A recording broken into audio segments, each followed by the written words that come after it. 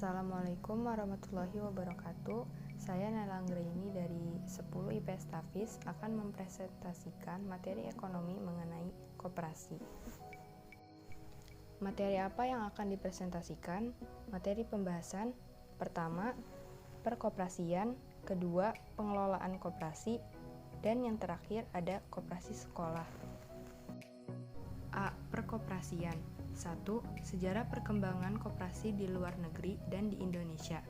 Persamaan dasar perkembangan koperasi di luar negeri dan di Indonesia terletak pada masalah dasar tumbuhnya koperasi, yaitu kesejahteraan.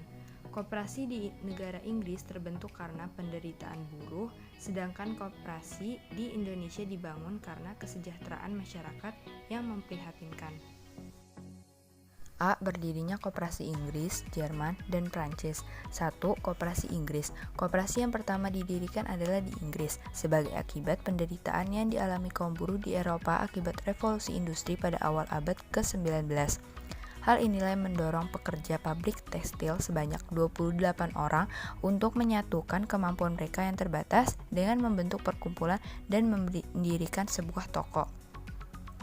Pada tahun 1844 di Rochdale, Inggris, mendirikan koperasi konsumsi yang dipelopori oleh Charles Hort.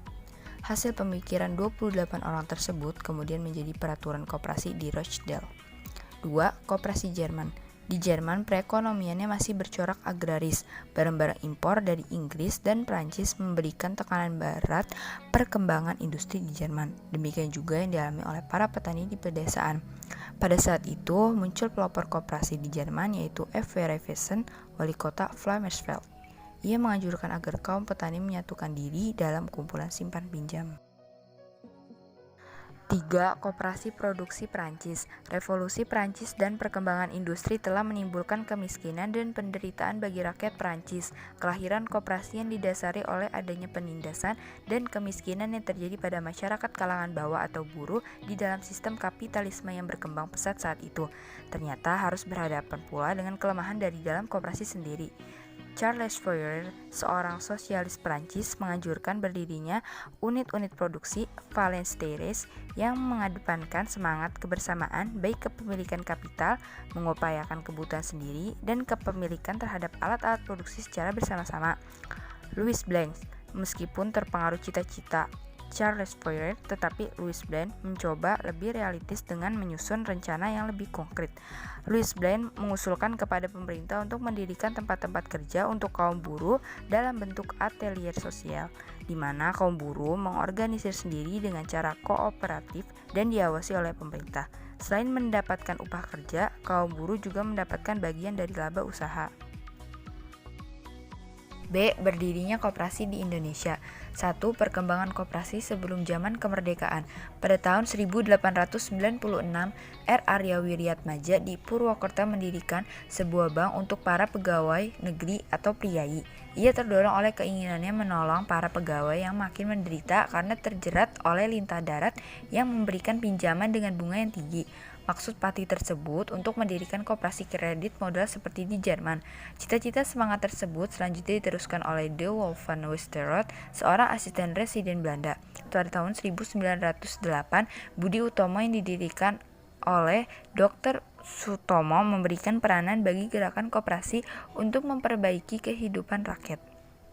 Namun pada tahun 1933 keluar UU yang mirip UU nomor 431 sehingga mematikan usaha koperasi untuk yang kedua kalinya. Pada tahun 1942 Jepang menduduki Indonesia.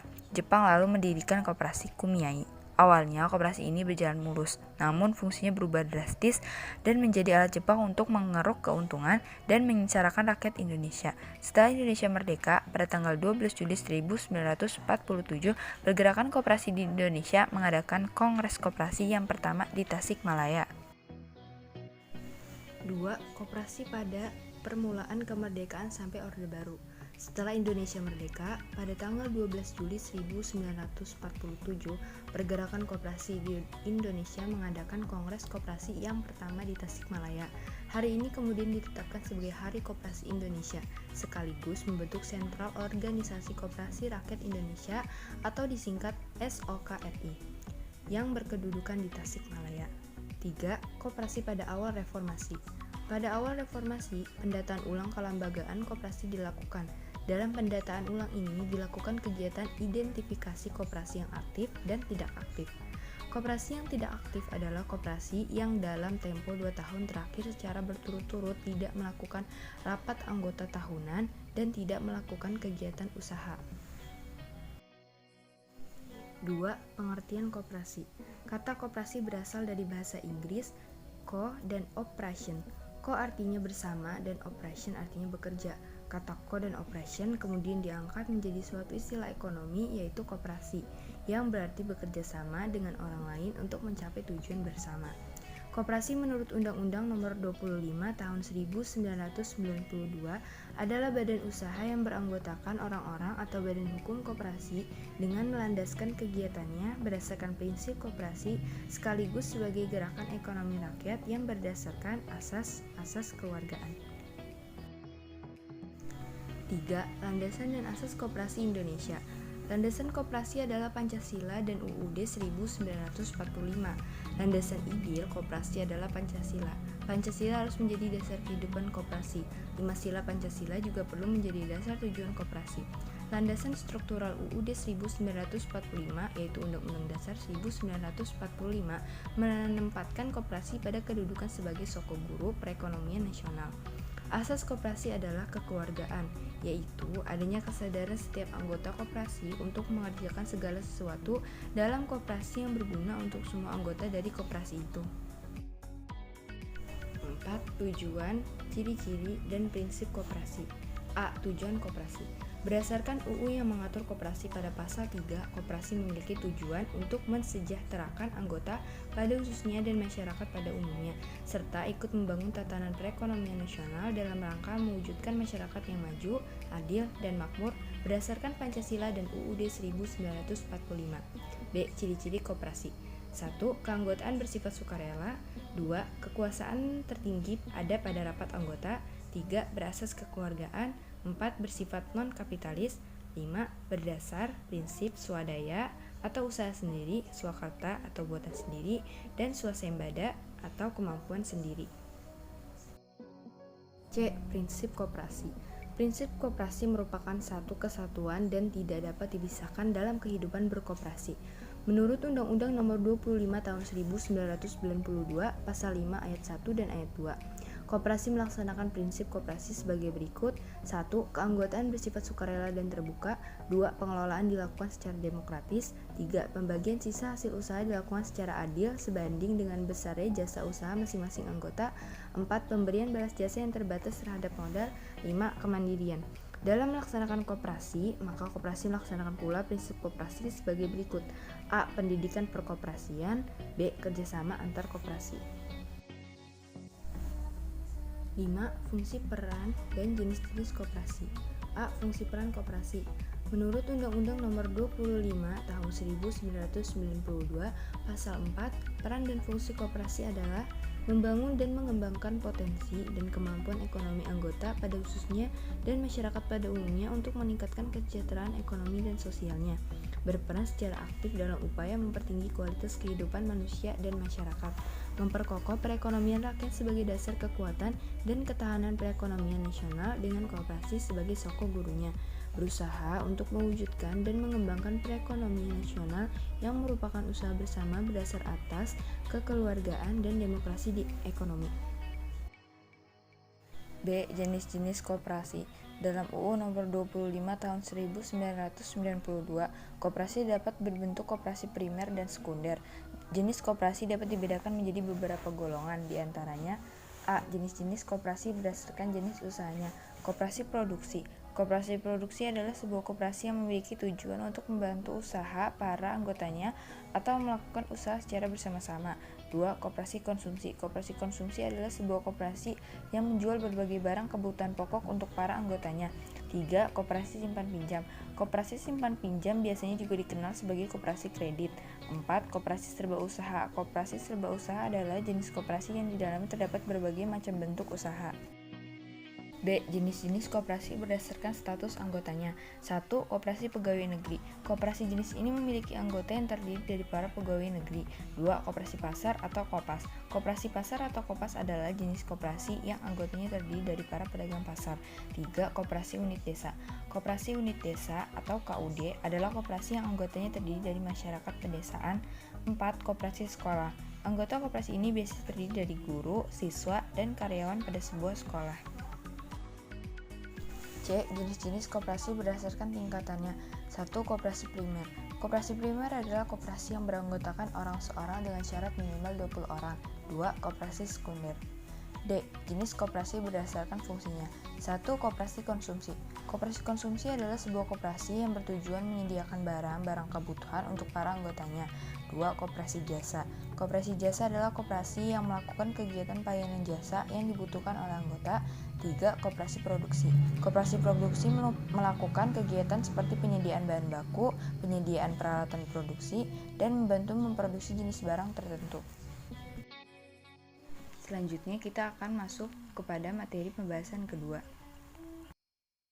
B. Pengelolaan koperasi. Dalam UU Nomor 25 Tahun 1992 tentang Perkoperasian Pasal 31 disebutkan bahwa perangkat organisasi koperasi terdiri atas 1. Rapat anggota.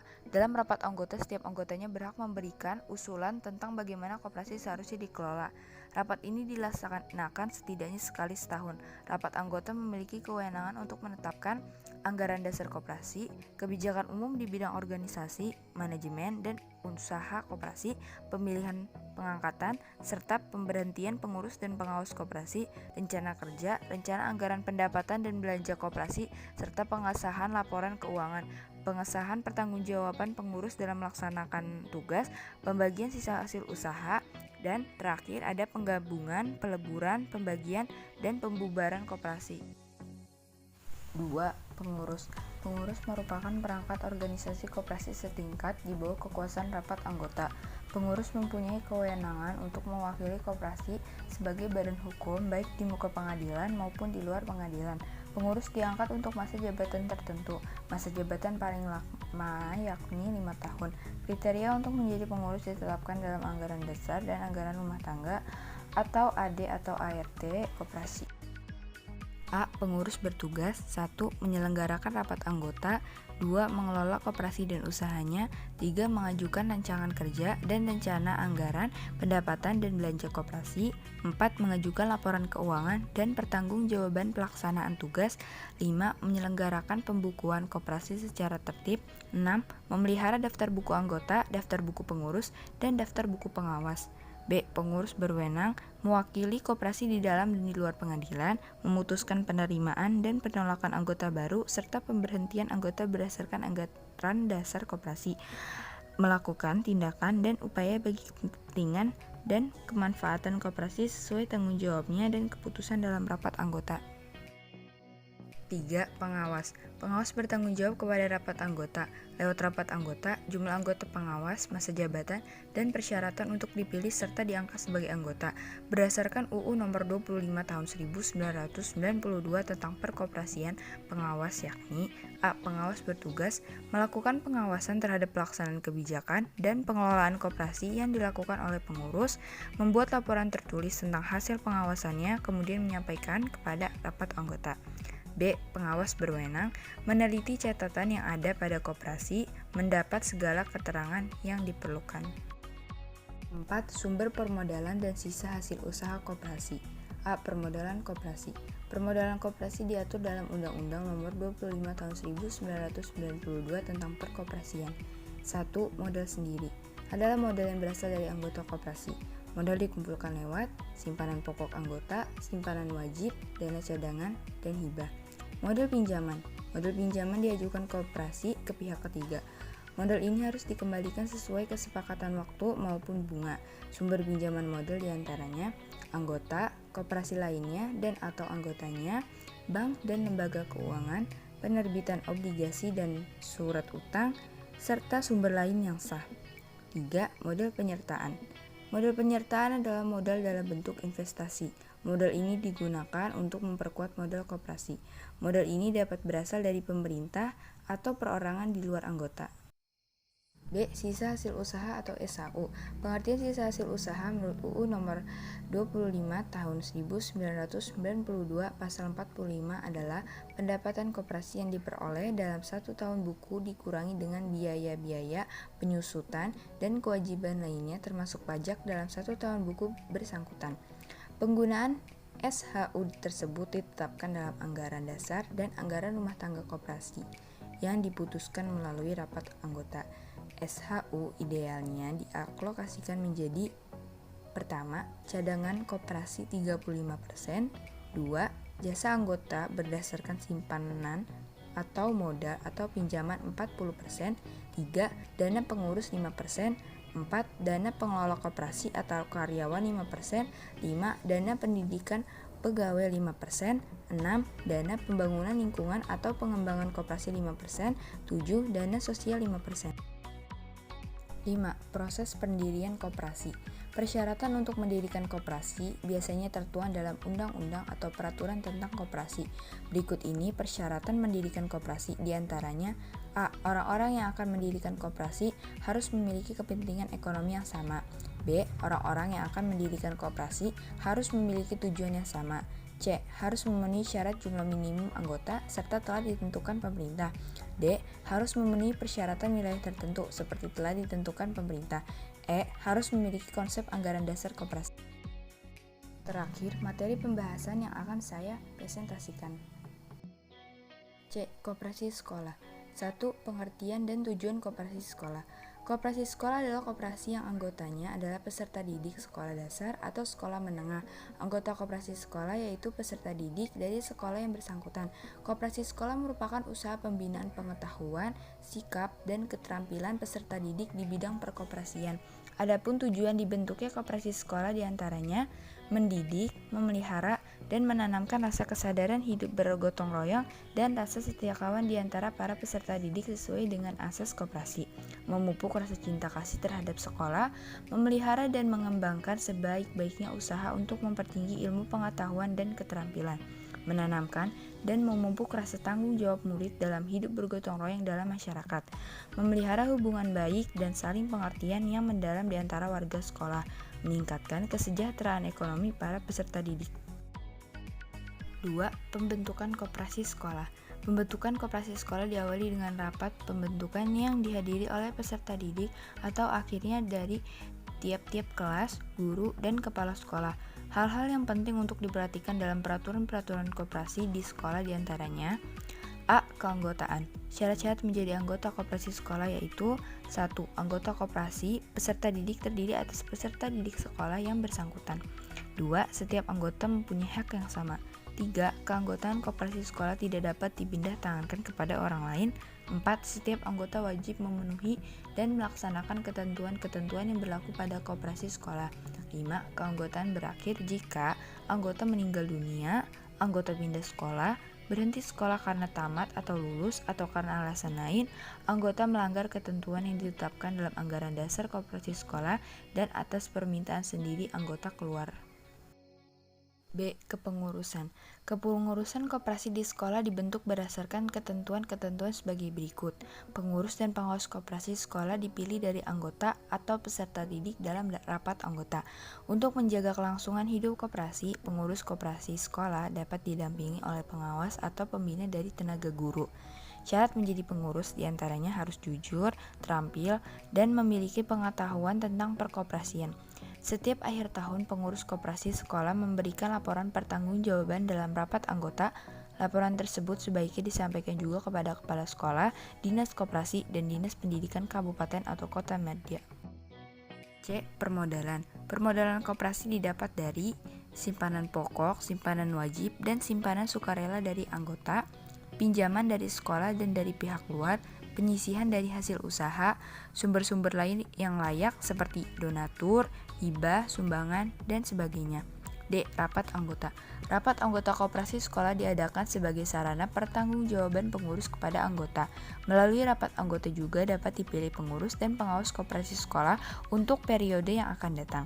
Ketentuan-ketentuan rapat anggota yang berlaku umum pada koperasi juga berlaku pada koperasi sekolah. Lapangan usaha. Lapangan usaha diantaranya sebagai berikut: menyediakan alat-alat tulis dan buku pelajaran, menyelenggarakan kafetaria atau kantin, menyediakan alat-alat atau perlengkapan praktik seperti perlengkapan praktik komputer, alat praktik pertukangan, pertanian, dan lain-lain, simpan pinjam, unit produksi seperti mengadakan kursus komputer, ruang warnet, kursus bahasa Inggris, bimbingan belajar, dan lain-lain. 3. Pengelolaan koperasi sekolah. Dalam pengelolaan koperasi sekolah, peranan pembina begitu penting. Pembina koperasi sekolah, yaitu guru ataupun kepala sekolah, bertanggung jawab memberikan bimbingan dan pengarahan tentang tata cara berkoperasi, atau pembina bertanggung jawab terhadap maju mundurnya koperasi di sekolah. Pengurus koperasi sekolah diserahkan kepada siswa sendiri. Selain pengurus, ada juga badan pemeriksa, bertanggung jawab menegur dan memperbaiki pengurus. 4. Pengembangan koperasi sekolah. Pengembangan koperasi sekolah pada dasarnya diarahkan pada 2 sasaran, yaitu A. Bidang kelembagaan. Peran sebagai pengurus, yaitu peserta didik perlu memperoleh seperangkat pengetahuan dan keterampilan pengelolaan koperasi dengan baik dari segi kelembagaan maupun usaha. Peran sebagai pengawas, yaitu peserta didik perlu memperoleh seperangkat pengetahuan dan keterampilan bidang pengawasan. Demikian pula pemahaman posisi pengawas sebagai partner pengurus yang memperoleh mandat dari anggota. Peran sebagai anggota, yaitu peserta didik memperoleh pengetahuan dan keterampilan sebagai anggota, yaitu peran anggota dalam hal rapat anggota dan peran anggota dalam hal melaksanakan hak dan kewajiban. B. Bidang usaha. Pengembangan bidang usaha koperasi sekolah pada dasarnya diarahkan untuk pemenuhan kebutuhan pokok anggotanya, yakni para peserta didik. 5. Simulasi pendirian koperasi sekolah. Guru pembina koperasi sekolah memanggil beberapa siswa yang dianggap memenuhi syarat untuk diajak berbicara tentang cara mendirikan koperasi sekolah. Setelah sepakat untuk mendirikan koperasi sekolah, para siswa mempersiapkan perencanaan pembentukannya. Para siswa menghadap kepala sekolah untuk meminta izin serta pengarahan. Para siswa pendirian koperasi membuat undangan kepada wakil-wakil kelas yang terdiri dari minimal 5 orang dan menentukan tanggal pertemuan. Panitia koperasi menyiapkan anggaran dasar dan anggaran rumah tangga sementara. Panitia pembentukan koperasi menyiapkan undangan dan menyampaikan kepada kepala sekolah, pejabat koperasi setempat, camat setempat, Kakanwil Depdikbud, komite sekolah, serta calon anggota koperasi. Setelah semua persiapan selesai, maka pada tanggal ditentukan dilaksanakan rapat pembentukan koperasi sekolah. Sekian presentasi dari saya, mohon maaf bila ada kesalahan dalam kata ataupun pengucapan. Wassalamualaikum warahmatullahi wabarakatuh.